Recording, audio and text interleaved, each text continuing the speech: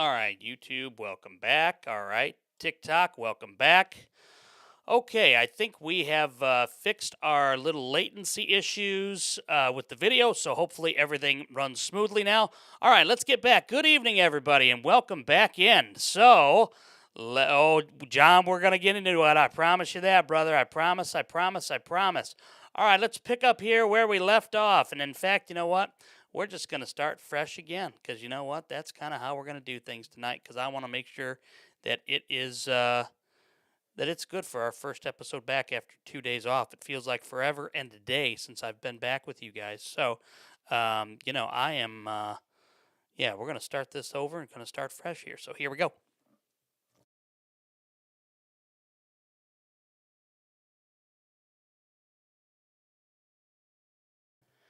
And welcome in, everybody, to the Last Row Podcast, a fan's perspective on sports. It's Brian here inside the ARM Media Solutions Studios on this Thursday, March the 19th, 2026. Hope you are happy, hope you're healthy, wherever it is you may be watching and listening to the show here tonight. Big thanks to our friends over at I Know a Guy Remodeling. We will hear from them in just a short bit. Also, our friends over at Forever Finds Thrift. We thank them for their continued support of the show. Wow, it's been a few days, hasn't it? And we are so happy to be back with you. If you are following us on Twitter or X, thank you so much for doing so.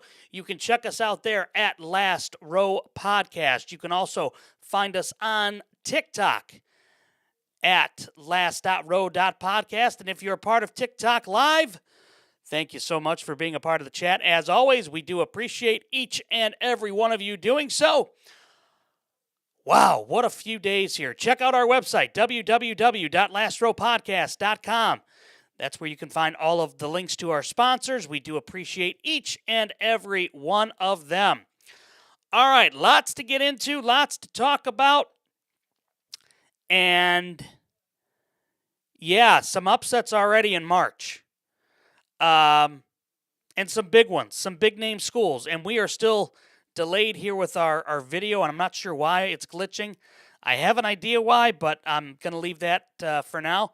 So, be that as it may, we'll address that here over the weekend and make sure everything gets taken care of properly and done right. Okay, so let's talk. First and foremost, some NFL news and notes that we'll get into here in a little bit. A very curious move by the Minnesota Vikings, signing Carson Wentz back to their roster. And I have to question now, and I have to speculate because that's what we do here on the Last Row. Does that mean it's the end of the line for J.J. McCarthy? I personally feel that it is. I personally feel that J.J. is really going to be in some issues here because you've got Kyler Murray and now you've got Carson Wentz. And Carson Wentz knows the offense. J.J. knows the offense. Kyler theoretically will know the offense as well. But, and we'll get that in a minute, John. We'll get to that here in a second. Realistically, this is a big issue here.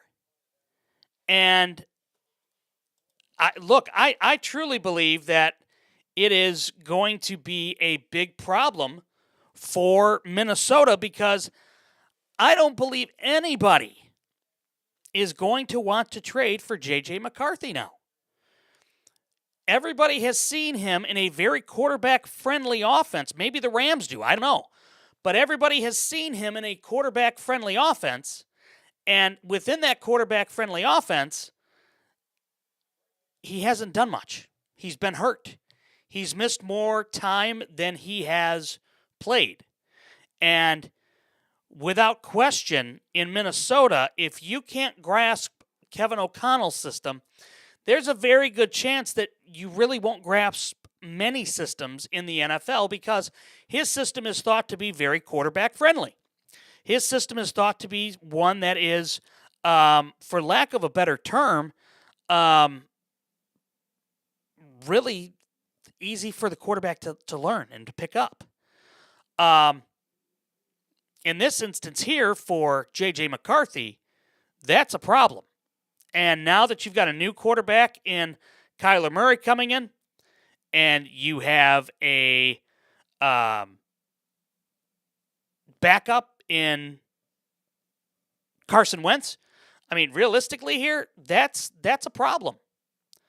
And for JJ, I mean, maybe, just maybe, somebody will take a flyer on him and try to get him into the,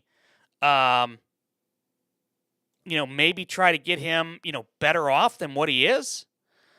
But again, with this offense, and guys, I'm sorry about this video buffer. Is anybody else experiencing the buffering, or is it just on my end?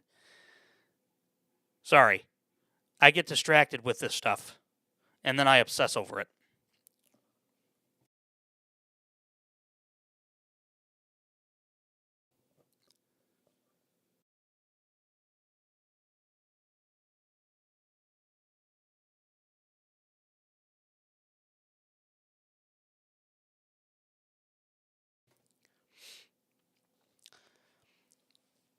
Anybody experiencing the buffering issue here, or is it just on my end? Real quick, sorry. Tech issues, guys in the studio. I mean, do we know what's going on here with this? Okay, it may just be on my end as well. It may just be something here, a glitch on my end. Which, if that's the case, I know what the issue is. So, anyway, okay. Thank you for that. So, with Wentz, look, Kevin O'Connell, Carson Wentz didn't look bad in that offense. He didn't look great, but he didn't look bad. And then in reality, you figure Kyler Murray is going to look good, I would think, in this offense, provided he puts his nose in the playbook and he understands it. Look, this is not an offense that you can realistically just pick up and go. You have to be willing to put the time in, learn the playbook, learn all of the different options that are there, what reads you have to make, so on and so forth. And if Kyler Murray's not willing to do that, that's a problem, to quote John Fox. Okay, it's all a problem, right? That's a problem for Kyler Murray. But I believe that Kyler Murray wants to kind of reset his career. I believe he wants to reset what he is fully expecting, or what is fully expected of him. Okay, John, thank you. Okay. Yeah, I don't know what's going on here, guys. This is crazy. Anyway, what I do feel, though, is that within the culture, if you will, of Minnesota, Kevin O'Connell has made it to where it can be a really good offense with the right guy. The $1 million question is that, is it the right guy? Is it Kirk Cousins? Is it Kyler Murray? Is it, Brett Favre and or is it Justin Fields, J.J. McCarthy, Mitchell Trubisky? In other words, is it live or is it Memorex? Okay, is it could it be that the folks that thought J.J. McCarthy was so good are now gone in Minnesota, in Quincy Adolfo-Mensa? That's a very distinct possibility now, yes. And so, does that mean then that JJ's time is up? Absolutely could. Absolutely could. And again, if JJ's time is up in Minnesota, then that begs the question, okay, where would he end up? Where would a good landing spot be for him? And again, I think it could be something as simple as LA with the Rams, with McVay. One may have thought prior to the the trade that involved Justin Fields, which we'll get to here in a minute. Maybe Kansas City, because that is a very quarterback-friendly offense. Maybe it's in San Francisco with Kyle Shanahan. I don't believe it's going to be Green Bay. There's no way they would trade him in-house. I think it's going to probably be somewhere out east or AFC. And if that's the case, I mean, realistically, you've got the Jets that could be in there. You've got the Bills that are looking for a new backup for Josh Allen, which could pair, J.J. McCarthy up with Joe Brady, who's a very quarterback-friendly coach. It's not going to be Cleveland. They've got a logjam there. Could it be Houston? Maybe. Could it be, in terms of the AFC, maybe Joe Burrow's backup in Cincinnati? That's a possibility. A Zach Taylor offense that's very quarterback-friendly as well. It's not going to – maybe Denver. Maybe Sean Payton finds his next, backup and reclamation project. I don't know. But again, I think it could be interesting to see where JJ might go. But I don't know. We'll have to wait and see. So there's that. All right, let's talk about Justin Fields to the Chiefs. I'm just going to say this right here and now, okay? This is going to be Justin Fields' final opportunity to be a starter or to even be relevant in the NFL as a quarterback. And the reason for that is because this is an easy enough offense to read, to know, to learn. If Justin Fields is capable of doing that, guess what? He'll be okay. If he's not, which, not knocking the human being because he's a very nice young man, but I don't think he can read a defense. I don't believe he's been coached well enough to read a defense from college on. So therefore, I think Andy Reid's going to have a project, and if it's the Andy Reid project, then quite honestly, I hope Justin Fields has the wherewithal to know that this is absolutely the best landing spot possible for him. And without question, he's going to have some opportunities in Kansas City, especially because of the injury to Mahomes. There are people that don't think Mahomes is going to be ready for week 1. There are people that believe that, and I'm one of them. I don't think Mahomes is going to be ready for week 1, nor do I think Andy Reid is going to try to push Patrick Mahomes to be ready for week 1. So I feel that in fairness to Mahomes, realistically, you could be looking at an opportunity for Mahomes to get himself healthy, thus keeping Fields in play to play most of the preseason, and then from there, be the backup and help out. And could he help out in short yardage situations? Absolutely, he could. Yes, without question. And John, you're saying you think he'll be back in week 4 or 5. That's a very distinct possibility. And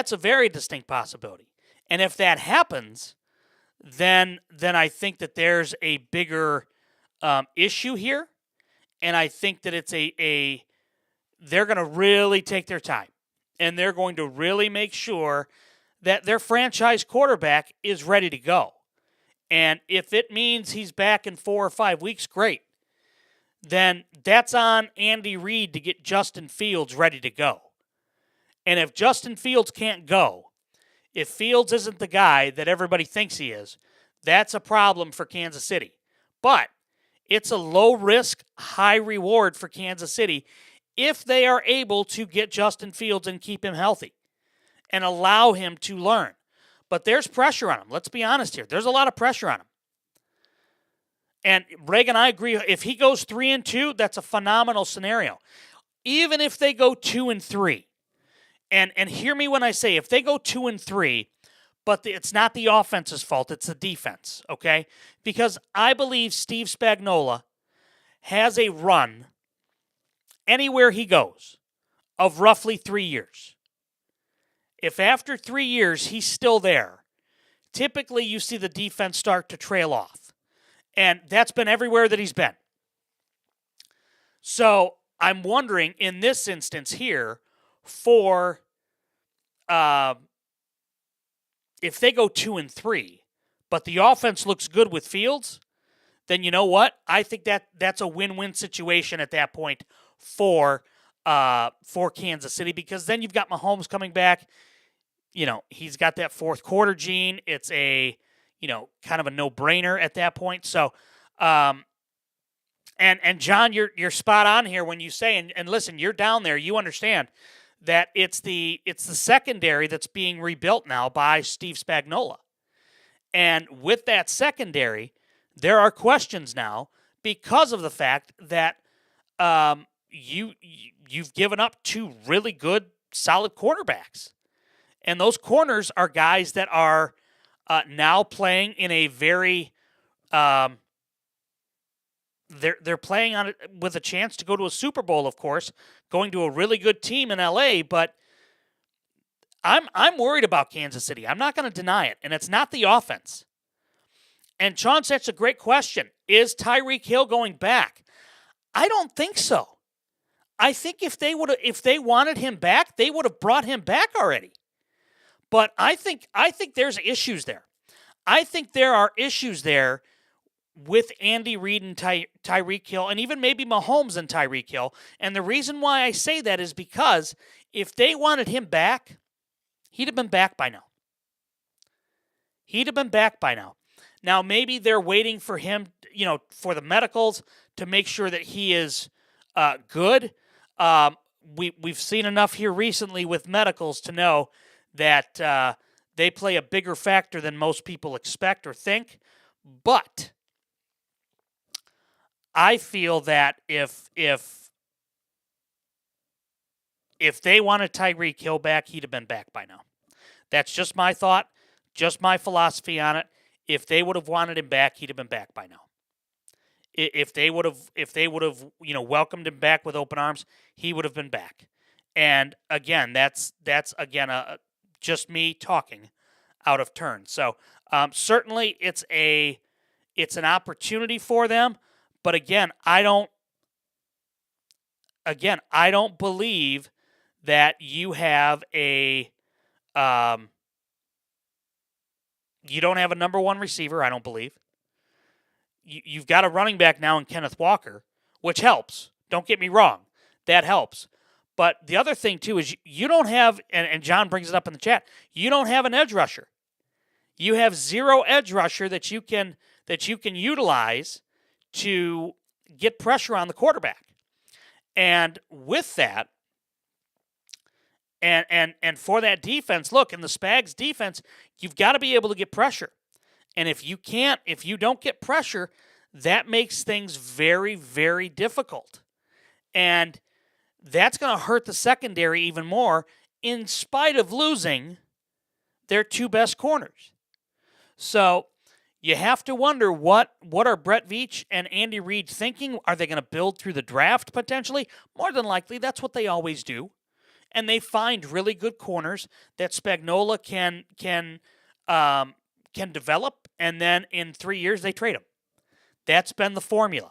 That's what they do. And I feel that in Kansas City's case, you're looking at the longer picture. This is a marathon, not a sprint, right? You want to have Mahomes healthy. You want to have Kenneth Walker play well. You want Travis Kelce healthy. But again, you've got to have other receivers, other players that they can rely upon to do so. And if for some reason they don't, and they don't get a wideout 1 or even a wideout 2 other than Kelce, that's a problem. That's going to be a problem. And yeah, John, you're right. Only Eric Berry is the only defensive back to get a second contract with Kansas City. And look, that's been the way of how it works. And with that, you've got guys that are absolutely going to be you know, available and ready to go. But with that, you have to look you you have to be able to produce, and you've got to hit on your draft picks. And so far, they've been able to do so.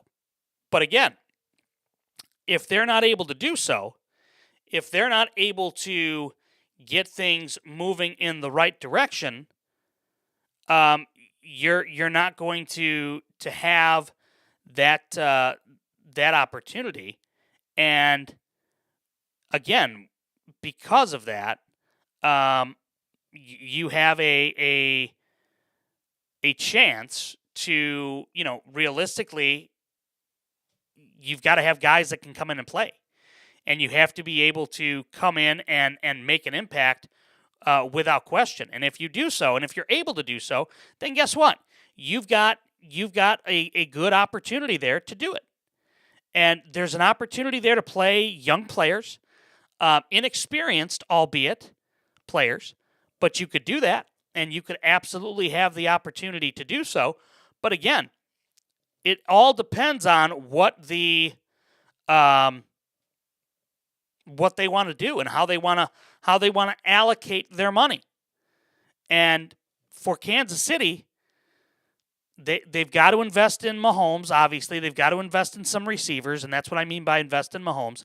They've got to invest in an edge rusher, and they've got to invest in getting some young, popular. Yeah, we'll call them popular picks in the draft. If they try to be the smartest guy in the room and draft somebody that nobody's heard of, that's not going to work.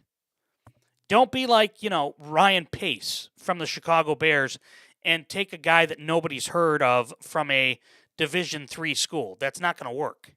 And I don't think Kansas City's going to do that. They're not like that normally. But I think that there's a chance that realistically you could have some guys that are available because of how deep this draft is. This is really a cornerback and safety, linebacker heavy draft.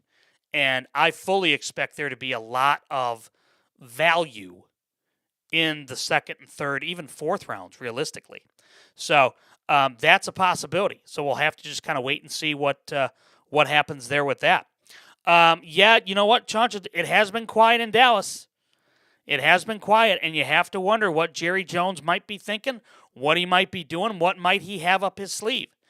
And again, if he wants to have that potential to make a big move, he's got it.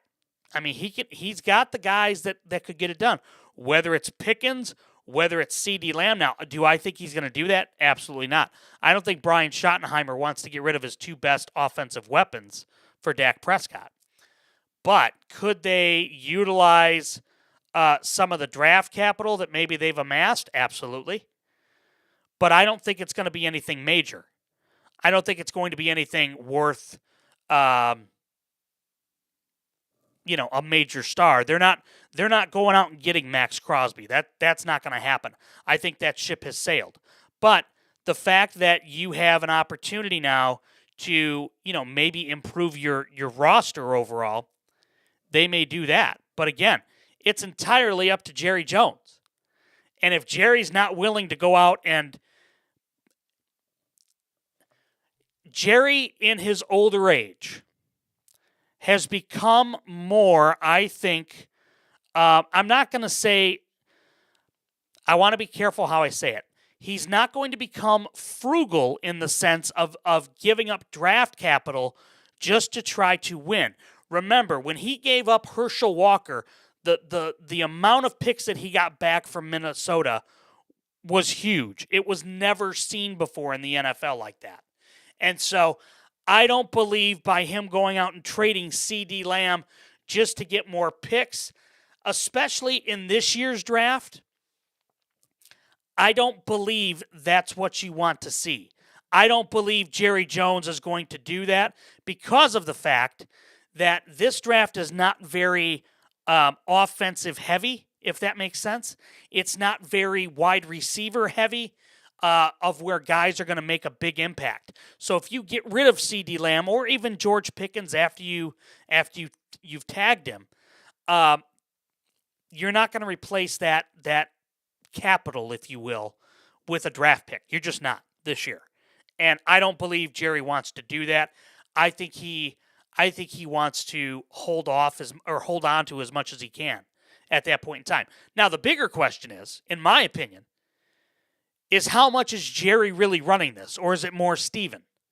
Because Stephen Jones, to me, has had more of a vocal presence here recently than Jerry has. And that's interesting to me because I don't believe I think Stephen is taking more of an active role now in the day-to-day operations of it. Not saying anything's wrong with Jerry because I'm not. But I'm saying I'm wondering if somebody's getting in the ear of Jerry saying, hey, let Stephen do a little bit more of this. Stephen's got a good pulse on things right now. And, we'll see. We'll see what happens. But I think this is a really interesting year for Dak Prescott with Dallas. I really, really do. I think it's a really interesting year for him because I feel that if Dak has another good year, and I'm going to say good. I'm not going to say great, but good year. But they missed the playoffs. I wonder if he doesn't start thinking about a trade. I wonder if Dak doesn't start thinking about, hey, where could I go to win a ring?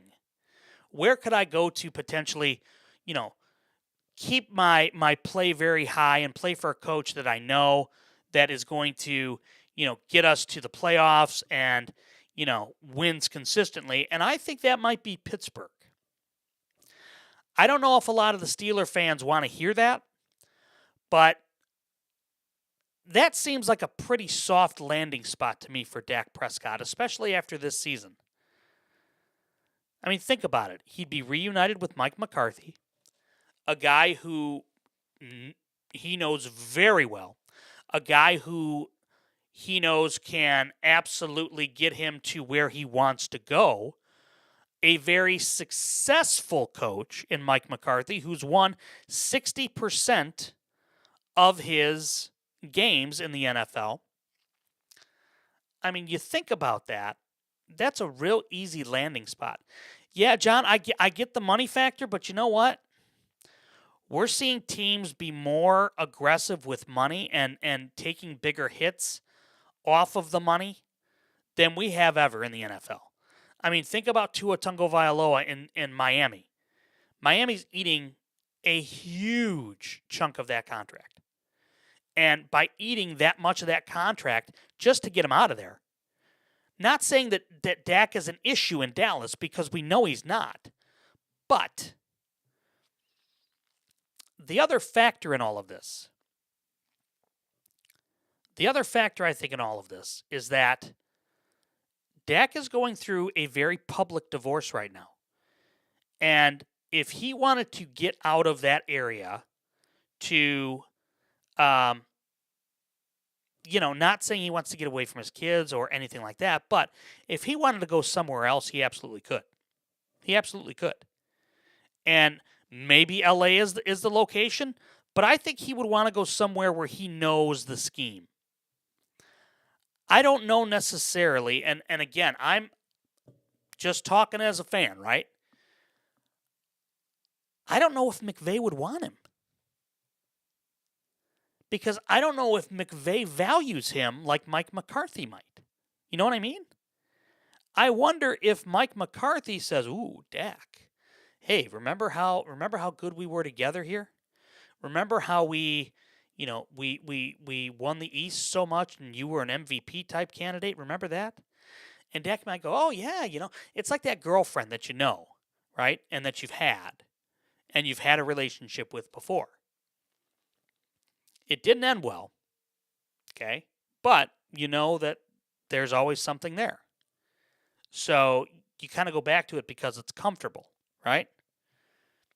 That's this regard here with Dak and Mike McCarthy. It's comfortable. It's soft. It's an easy landing.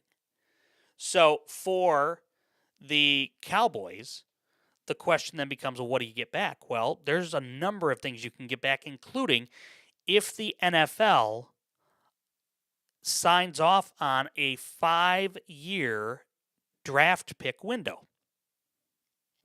A 5-year draft pick window, meaning you can trade draft picks up to 5 years. That's one of the things that is on the table right now to be voted on at the upcoming owners meetings. Excuse me. And yeah, Chauncey, you're right. Big money guys don't want LA. They don't want the West Coast. They don't want California taxes. I mean, think about Sam Darnold. He won the Super Bowl in California. He has to pay taxes on that check, in which California taxes are some of the highest in the U.S. So while the appeal is great there, it's not necessarily great in terms of take-home pay. So there's that. But all good points. I saw our friends, The Breakdown, in here. Welcome into the show, guys. Glad to see you here. Devontae's in here. Troy's in here. I saw that Second City stopped in real quick. I know they're around, so glad to see some familiar faces and some new faces joining the show. All right, we're going to take a quick time out. We're going to hear from I Know a Guy Remodeling, and then when we come back, it's time for the madness. It's time to catch up on March Madness, and it's time to get into the games that are happening right now, the games that have already happened, the upsets, the bracket busting, as I believe I saw earlier today, 63% of all brackets have already been busted within the first day of March Madness because, realistically, of multiple games. So we'll be back with that and more, all coming up here in the Last Row Podcast. But first, a word from our good friends at I Know a Guy Remodeling. It's March. Brackets are everywhere. Upsets are happening. Cinderella runs are beginning. Everybody thinks that they've built the perfect lineup. But let me ask you this. If your house was in a bracket, would your kitchen even make it past the first round? Is your bathroom a 16th seed hanging on by a thread? Listen, championships aren't built on hope. They're built on strong foundations. And when it's time to upgrade your starting five, new cabinets, new tile, new basement, you don't draw the play up yourself. You call the experts. I Know a Guy Remodeling. No busted brackets, no blown leads. Just clutch performance when it matters most. So this spring, build a contender. Because in this house, we don't rebuild to compete. We rebuild to win. You can find a link to their Facebook page on our website, www.lastrowpodcast.com, because everybody deserves to know a guy. And now you do. I Know a Guy Remodeling.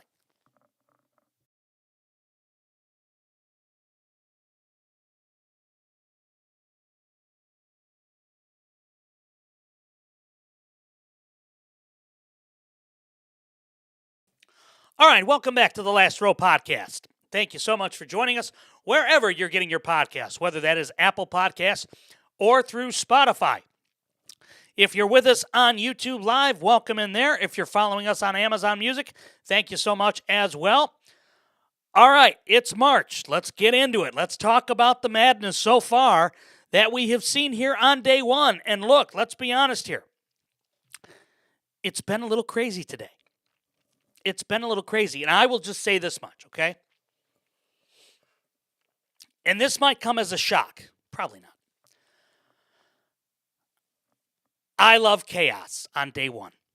I think it's fascinating. And no offense to anybody, but part of the reason why I don't like doing brackets is because I love seeing brackets get busted. I just do. I think it's funny and I think it's interesting. And so in the first game of the day today, you had a number of brackets get busted because, let's just call it what it is. It was an upset today. And there have been upsets all day long so far today. So let's go over the games that have already happened that kicked everything off. You had number 9 TCU in the very first game of the day, the first game of the entire, realistically, the real tournament here, because the playing games are fine, okay? They're great. I watched them. They're fine. But the real thing starts today on Thursday. And TCU beating Ohio State a 9-8. Granted, seating-wise, not that different. But it makes a huge difference in the brackets. TCU upsetting Ohio State 66-64. That was the first upset of the day. Now, we had a bigger upset happen later on that we're going to get to in a minute. Watching that game, TCU was very loose. TCU did not play tight. TCU did not... they didn't flinch. They played very, very tough basketball. And it's not a good look for the Big Ten right off the jump. It is not a good look for the Big Ten. And the Big Ten right now are hanging their hopes on Michigan State, Michigan, and Illinois right now, because Ohio State losing, I don't believe, was in the cards. I don't believe that they had thought much. I don't think many people gave TCU a chance against Ohio State. Now, some other people did, okay? And that's fine if you did. Monty, you had TCU. That's great. I honestly thought TCU would win that game. Look, anytime it's an 8-9 matchup or even really an 8-9, those are the closest games to me. Those are the ones that really, they're evenly matched, right? Theoretically. Per the committee, they're an evenly matched game. Now, we've seen some other games not be evenly matched and really be a lot closer on the scoreboard than what truly the game reflected. And we're going to talk about that here in just a bit. You've got Texas A&M, a 10-7 in St. Mary's. We talked about that the other night, how that was an interesting matchup. I said I wouldn't be shocked if A&M won it. I wouldn't be shocked. Texas over BYU, not a shock. Not a shock in that one, 79-71. You had Louisville over South Florida, 83-79. You had Vanderbilt really kind of have a little bit of a scare against McNeese, which was a little bit of a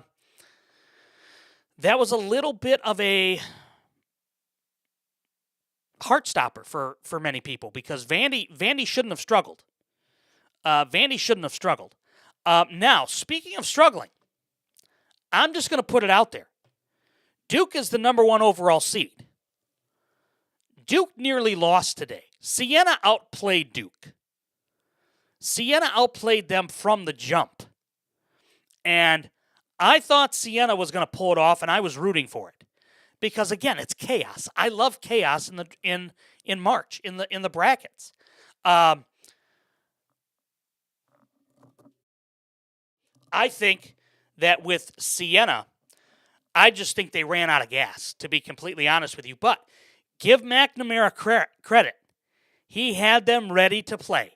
And he was not looking at Duke as the big almighty that some people do. I don't believe they do anymore that Krzyzewski's gone, because I think Duke is beatable. I don't think Duke gets to the Final Four. I after watching today, Duke, I think Duke is very beatable. Just like I think Arizona's still beatable too. Okay, but Duke winning today, 71-65. That game, Siena should have won that game. Siena just got cold in the beginning of the second half, and that's what doomed him. That's what doomed him. All right, other games. Nebraska over Troy. We figured Nebraska would win. Michigan State had no issues with North Dakota State. Again, I trust Tom Izzo when it comes to March. I don't think there is a better tactician in the game than Tom Izzo when it comes to March. Arkansas, no issues with or against Hawaii. You had one upset that took place, and we're going to start talking about the upsets. And that's going to be number 12 High Point over number 5 Wisconsin. Now, as somebody that lives here in Illinois, I will tell you this. There is a prevailing thought that happens right now, or that is happening right now. And that is because ever since the Brewers, the Milwaukee Brewers, beat the Chicago Cubs and they brought out an L flag on their field to celebrate their playoff victory over the Cubs, things have not gone well for Wisconsin sports. If you go and you look back, and I'm not saying that the sports, gods are out to get Wisconsin, but you know what? There's been a lot of losses in Wisconsin because of this, or coincidentally because of this. So I wonder if that is a problem here for Milwaukee and for a bad omen for the Brewers. And Wisconsin got outplayed today by High Point. There's just no ifs, ands, or buts about it. And give credit to High Point. They came to play, and their coach let the media know it afterwards. Their coach said, look, us mid-majors, we couldn't get on the big team schedules. We weren't allowed to. We couldn't get a quality one team. And we tried, and Belmont tried, and Siena tried, and da-da-da-da. And they're right. I will tell you, just from talking to coaches that I know and coaches that I've heard from over the years, scheduling those big time games, that's a problem for these smaller schools, because they don't want to. Some teams don't want to play them because they're worried about the what if factor. What if they beat us? Well, then you get to March, and guess what happens? They beat you. I think it would be easier to take a loss in November to a team like a High Point versus losing to them in March, because now, if you're Wisconsin, I just want to highlight this here, and here it is. Wisconsin's last few runs in the NCAA tournament have not gone well, and here's why I say that. Greg Gard, their coach, in March, since 2017, when he was hired, they lost in the Sweet 16 as an 8 seed. In 2018, they missed the tournament. 2019, they lost in the first round as a 5 seed. 2020, the tournament was canceled. 21, they lost in the second round, the round of 32 as a 9 seed. In 2022, they lost in the second round, the round of 32 as a 3 seed. In 2023, they missed the tournament completely. In 24, they lost in round 1 as a 5 seed. In 25, they lost in the second round as a 3 seed. And in 2026, they lost in the first round as a 5 seed. I think change is coming to Madison. I think big-time change is coming to Wisconsin, because I don't believe that the boosters there in Madison, after having Bo Ryan, who for years had Wisconsin in Final Fours, and for years had them in Elite Eights and Sweet 16s, and had success with rosters and recruiting. Look, Greg Gard and his team got outplayed again today, and they have not had a good run here over the last 9 seasons or 8 seasons in the NCAA tournament. They just haven't. Just haven't. And again, I think that's how you measure whether or not your coach is going to come back. And no offense, he's had one good run, and that was in 2017. Everything else, he's been bounced by round 2 or after round 2. So there's no question in my mind that he needs to go in Wisconsin. And I think change is going to be coming to Madison. I truly, truly do. So Wisconsin is absolutely in some trouble. We know that. And look, that was by far, I believe, the biggest upset of the day. The next big upset that I want to discuss involves North Carolina losing to VCU in overtime. Hubert Davis needs to go. Hubert Davis is absolutely on the hot seat. It's boiling over at this point. When you have Roy Williams in attendance at round 1 and you lose to VCU, who, let's be honest, VCU dominated that game. VCU had the lead. VCU was playing better. They were the better team. And they outplayed North Carolina in overtime.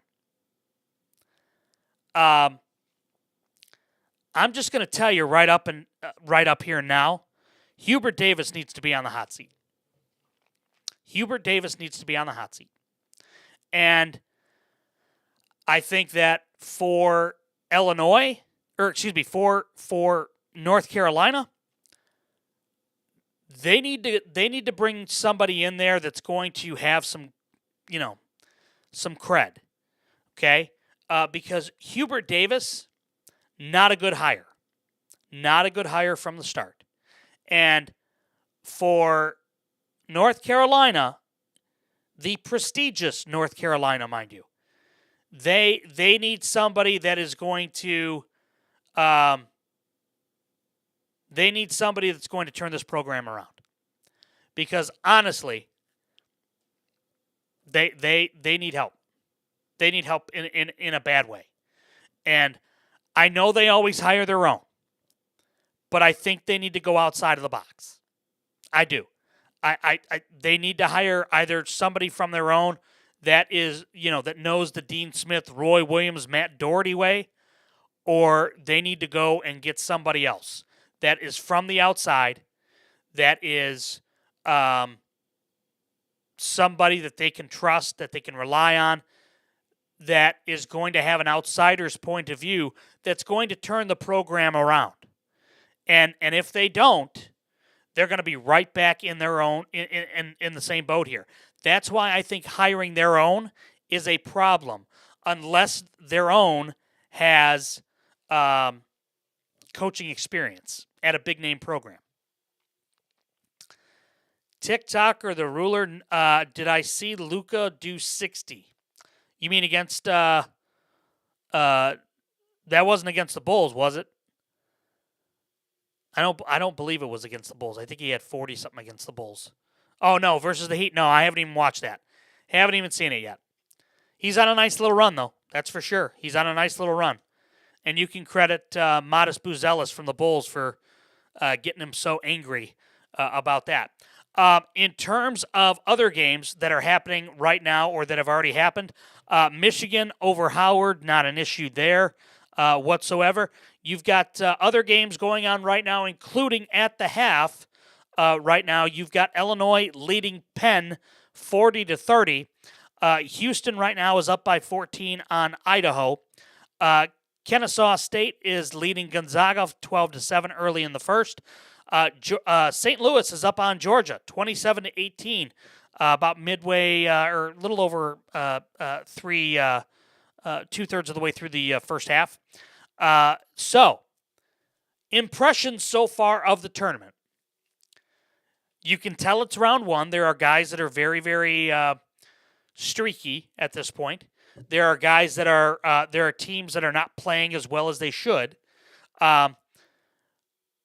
You also have the teams like Michigan State, like, Michigan, that, Nebraska, Arkansas, that don't dilly-dally around. They get a team down, they put their boot on the throat, and they beat them. And Reagan, that's what I mean here. Hubert Davis is not the right answer for North Carolina. He hasn't been for years. And I know that there's a loyalty factor in all of that. But you know what? Loyalty doesn't win championships. You've got to have a good coach. You've got to have a good coach. And if you don't, that's a problem. Again, to quote John Fox, it's all a problem. So I don't think so. If he's back for another year, he's got to win the national title or else. But I don't believe they're going to do that. I think boosters are gonna have a fit. Truthfully, I don't believe the boosters are going to go for it. I just don't. All right, looking at the schedule for tomorrow. First tip-off is at 11:15, and that will be between number 10 Santa Clara against Mark Pope in Kentucky. I'm telling you right here now, if Kentucky loses that game, you may have an issue there. No, TikToker, I don't see. Duke struggled today with Siena. If they get if they get another tough challenge like that, Jon Scheyer does a really nice job during the regular season. He hasn't done much, and he hasn't shown much yet in the tournament. He just hasn't. So I'm not sold yet on Jon Scheyer as their coach. I'm not sold yet on Duke. I'm just not. The only team to me that is a and I know they're hurt. I get that, but you know what? Everybody's hurt this time of year. That could be the excuse for North Carolina too. Oh, well, we didn't have so and so. Well, you know what? Sorry. Should have still beaten VCU. But again, there's opportunities there for other players that you've recruited, that you've brought on your squad to step up in the absence. To quote Tom Thibodeau, do your job, right? And that's what they have to do. And if they don't do it and you lose, then you have to reevaluate either your coach or your players. That's simple. Yeah, John, we're going to talk about Kansas here in a minute. Akron taking on Texas Tech. That's a big game. Arizona should not have any issues with Long Island University. Virginia shouldn't have any issues with Wright State. Iowa State shouldn't have any issues with Tennessee State. Hofstra, Alabama, Roll Tide. Villanova, Utah State. Theoretically, Villanova should win that, but we'll see. Miami of Ohio against Tennessee. Look, it's going to be a test for Miami of Ohio, but you know what? You went 31-1, undefeated in the regular season up until the conference tournament. Show us what you got. You're in the dance. Show us what you got. Iowa Clemson, I think, is a toss-up. St. John should not have any issues with Northern Iowa. UCF and UCLA, I think, will be a good one. God, I would love it for Queen's University to beat Purdue. I would laugh hysterically about it. I think that would be a riot. Look, you could have massive change in the Big Ten. Think about it. You could have Wisconsin open. You could have Purdue open. You could have Illinois open. Big changes could be coming to the Big Ten. Florida over Prairie View A&M. Kansas against Cal Baptist. John, I know you're nervous about that. I don't see why. I really don't. Cal Baptist is 25-8, but it's Kansas. If Bill Self can't get by these guys, he needs to retire. Furman against UConn. Watch for the upset there. I'm just kidding. And then Missouri, Miami. Look, I like Missouri. Miami's good, but I like Mizzou. I like Missouri there. Even though I think Miami's going to win it, I still like Missouri. So, look, I think that overall we've had a really fun first day of the tournament. I think that there's been a lot of unique things that have happened already. The fact that North Carolina lost in round one, I just don't think it sits well with the boosters there. I just don't.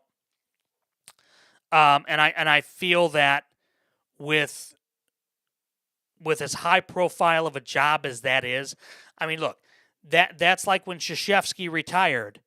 Duke was the premier opening. So who do you go and get, kind of thing. So I think that there's a very good chance that North Carolina's open. I think that there's a very good chance that there's massive change coming in across the college spectrum in coaching. Yeah, I get that, Monty. I know he signed a contract, a 6-year extension 10 months ago. I get it. But you know what? With this crew that he's got, I mean, Penn has more. Here's an interesting stat. Penn has more Illinois players or players from Illinois than Illinois does. Brad Underwood does not like to recruit in the state of Illinois. Why that is, I don't know. I don't know if he can't identify or get good players from the Chicago area. I don't know. But I'm telling you right here and now, I think his seat is getting warm. I truly, truly do. And I think it's a big issue. So yeah. I will just tell you real quick, there is a video making the rounds right now on X and Twitter of the High Point student radio crew broadcasting the game and the final 2 minutes of the game. And the excitement in these kids is absolutely incredible to watch. It's something really, really cool. If I'm able to find it on TikTok, I'll repost it because it's really, really good. So yeah.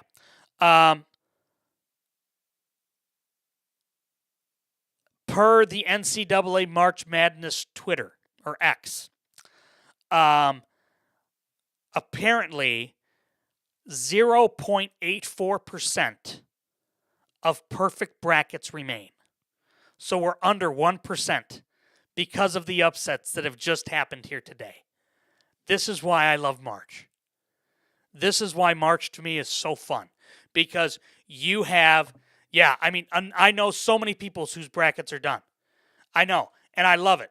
I love the fact that it's done. And I think it's fantastic. I think it's wonderful. I think it's great for the sport. And I think that for March Madness, there's no better time in sports than this. I mean, we all know how deflated we are after the NFL season's done with. I think it's equally as deflating when March Madness is done after, what, is it 3-4 weeks long? Or 3 weeks long, whatever it is. I mean, we are so in I know people that take off days of work just to sit on the couch and watch games.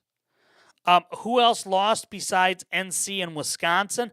I mean, they're not crazy upsets, but they're upsets nonetheless because they're a lower seed beating a higher seed. So again, you've got High Point over Wisconsin. You've got VCU over Carolina, which was considered an upset. You've got Texas over BYU, which is considered an upset. You've got Texas A&M a 10 over a 7. And TCU over Ohio State. So I mean that's where the upsets come in, Monty. I know you're into the point spreads, but I don't believe it's necessarily about the point spread. I think it's honestly about the actual matchups. I don't know, Chaunch, and the reason why I say that is I think Steve Kerr. Look, if Steve Kerr were smart, and he's a smart guy, he knows where he needs to make his money, and that's back in TV. He was really good as an analyst. He was really, really good as an analyst. And I could see him being like Doug Collins. I mean, look, he's had a great run as a head coach. And he's been really fortunate to have really, really, really good players like Steph Curry, Klay Thompson, Kevin Durant, Draymond Green, all those guys. If his run is coming to an end, he would make bank going back to the NBC would pay him a ton to go be their lead analyst. It's just too easy. And look, it would make sense. It would absolutely make sense because he's just that good. Or he could get hired by CBS or ESPN or Fox or whatever for their college basketball coverage, and he would make bank there too. He's not. I don't think he's going to go coach in college. I don't think he wants to. I think honestly, if he's done coaching, it's going to go back to TV. He may take a year or two off and then go back to TV, but he's really, really good at TV. He is to me as good as Nick Saban is at TV, and I think Saban is when Lee Corso was starting to kind of wind down a little bit at College Game Day. I said Saban when he was been on there was the natural replacement, and Saban is phenomenal. Saban is phenomenal. Yeah, I mean, Pat Riley, yeah, but I'm talking in terms of in-game analysis. I'm not talking studio guy. I'm talking in-game. Kerr did that prior to going and being a coach with the Warriors. He was on March Madness. He was on ESPN or TNT, I believe, and he was phenomenal. I tell you who else I like as an analyst is Grant Hill. I think Grant Hill does a really nice job during March. Oh, I see, Monty. Yeah. And I agree, John. I agree. McAfee's phenomenal on that show, and the dynamic between he and Saban is absolutely brilliant. I love it. I absolutely love it. So look, I think there's a real good chance that Kerr is gone from Golden State in the next year or so, and he goes back to TV. I think it makes sense. North Carolina, I think, needs to hire somebody outside the box. I just do. And I don't mean former player like Hubert Davis. Sienna's coach, I tell you the coach to watch for. I'm just gonna put it out there right here now. Okay?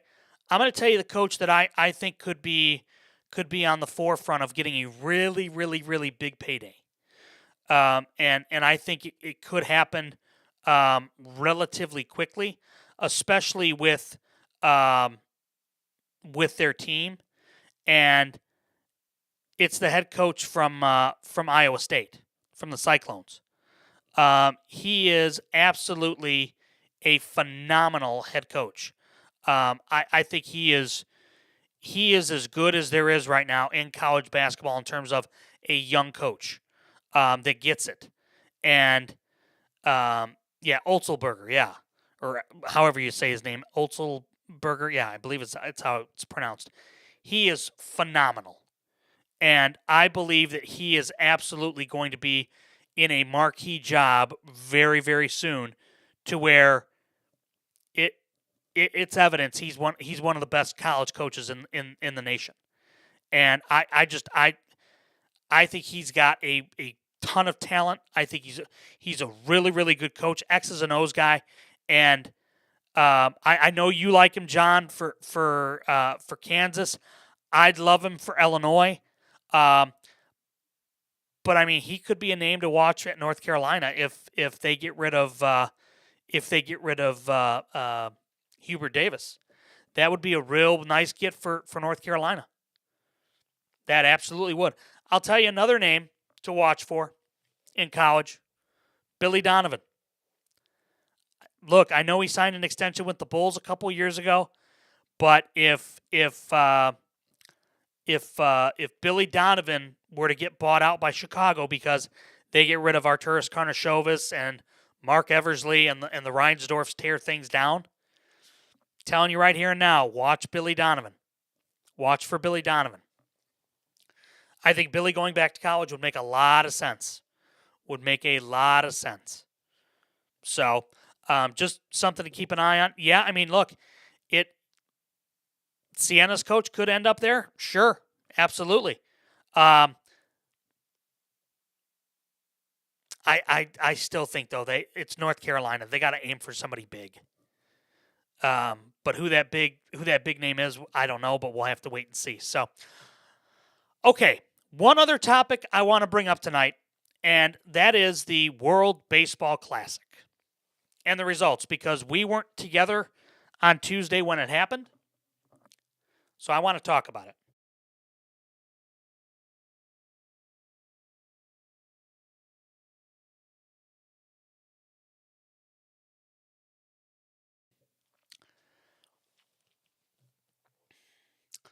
The U.S. has a big baseball problem on their hands. And the fact that you had Rob Manfred there handing out the silver medals to the U.S., trying to give them a pep talk after they lost that game. No offense to Rob Manfred, no major league player wants to hear from you after losing that game. No offense to any major league player that lost that game, but you should be embarrassed. You should be very angry. You should carry that hurt into your season, because on the world stage, you got embarrassed. On the world stage, in what's supposed to be America's game, America's pastime, you got embarrassed. And if it weren't for Bryce Harper going deep, that game wouldn't have been close at all. Venezuela outplayed you, they outpitched you, they outhit you, they outsmarted you. They absolutely dominated that game from start to finish. And I don't think, and I'm just going to be honest with everybody here, if it would have been the U.S. versus Italy, it would have been the same exact results. The U.S. would have lost. Plain and simple. It would have been better if the U.S. lost to Italy in the knockout rounds versus getting to the finals after backing your way in, and now all of a sudden you get to the finals and you put up that kind of piss-poor offensive effort, and you don't have a, and I'm just going to say it, you don't have a marquee name starting that game like a Paul Skeens. Come on. Set your rotation better, DeRosa. Get better pitchers. My God. What the hell are you thinking? You know what? And I thought about this after the game. You would have seen more fire and anger and desire to want to represent the United States from college players versus what the pros did. I think there were a handful of guys that wanted to do it and that talked a really big game, like Pete Crow Armstrong. You knew he wanted to do it. Schwarber did. Harper did. I'm sorry. Aaron Judge, you should be ashamed of yourself. And that just goes to show you Aaron Judge in big name. No different than Juan Soto. Doesn't show up. Plain and simple. And I know all the Yankees fans are going to get pissed at me for saying it, but you know what? There's a reason why you haven't won. Aaron Judge just didn't show up. And for Daniel Palencia, the Cubs closer, nonetheless, the Cubs closer to shut you down in the ninth, when you know who he is, when you know that he's going to throw garbage for the most part, I'm sorry, that's unacceptable. And for them, and I'm okay. Yes, he did. He absolutely did, Monty, and that's why I said what I said. You're never going to win. He's like the Lamar Jackson of the New York Yankees. You're never going to win a World Series with him. You're never going to win a World Series with him. And I'm sorry, but you know what? We can blame Aaron bleeping Boone all we want, but it's Aaron. I don't show up for big games judge. He must have stayed back in his chambers because he doesn't show up at all. And it's embarrassing. I look, watching that, I was so angry watching that game. I mean, they didn't have any heart, it seemed like. When they got down, it was like I was watching the Italy game all over again. They were just completely they looked like somebody stole their dog. Like, it's just horrible. And Mark DeRosa can't come back as manager. I'm sorry. And you know what? The coaching staff that they put around him, that coaching staff was garbage. I'm sorry. David Ross as your bullpen coach? What the hell did David Ross ever win with the Cubs? Nothing. Nothing. I mean, come on. And now, look, I'm just telling you right here and now. If I were in charge of USA baseball, I would look at college kids. I would absolutely look at college kids because you know what? At least they would give a damn about it. I almost said a different word, and I'm glad I didn't. I'm glad I caught myself. They would have at least cared. I mean, Kyle Schwarber, you saw him get his silver medal. He took it off before he got to the dugout. He was so angry. But look, the majority of this is on the players, but I'm sorry, the coaching staff, that was horrible. DeRosa's not ready for... DeRosa shouldn't even be managing a Pee-wee team. I mean, he didn't set a lineup really, really well at all. Why wasn't Pete Crow Armstrong in there to start the game? He had been one of your most consistent hitters in the 9-hole. But no, instead you have Byron Buxton in there. Ooh, that scares people. No, it doesn't. He sucks. So, I mean, it's just not good. And it looks bad for the U.S. And to have Venezuela celebrating like that on U.S. soil. And look, that place was jumping, man. Miami was hopping. And look, credit to Venezuela, they came and they took that game. They dominated it. And that's good on them. Good on them for that. Because now maybe it'll mean the U.S. brass will get serious about it. Maybe that means that they have somebody that can come in, a former manager that maybe could do something big. I don't know. But they got to do something because now you have to wait until 2030. Now you have to wait until 2030 for the next tournament where you're not going to have Bryce Harper playing. More than likely, you're not going to have Aaron Judge playing. And if you do, why? He's old. Okay? So you might have Paul Skeens, maybe. But let's be honest here.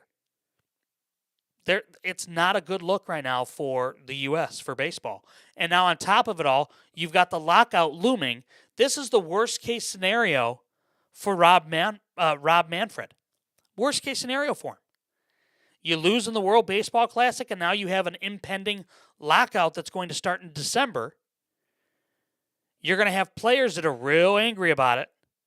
You're going to have owners that are real angry about it, and you're going to lose fans because of it if you haven't lost them already after this awful showing in the World Baseball Classic. I'm sorry, it's just horrible. It's just bad. It's just bad form. All right, I'm done ranting. That's going to put a bow on this edition of the Last Row Podcast. Now, I will tell you this.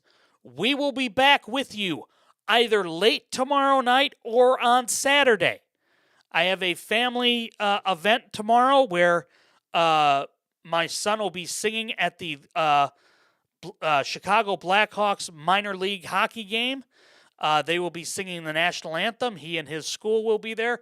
So we will be there for that tomorrow night. So I will be back late tomorrow night. There's a chance I won't be here tomorrow night. We'll have to see. But if we are here, we'll have updates on the tournament. Any breaking news that happens in terms of the NFL, the NBA, the NHL, whatever it might be, because breaking news changes everything. We'll be back with you otherwise tomorrow night or on Saturday night, one of the two. And until then, big thanks to our friends at I Know a Guy Remodeling. Forever Finds, big thanks to them as well for their continued support. And we will see you in the last row.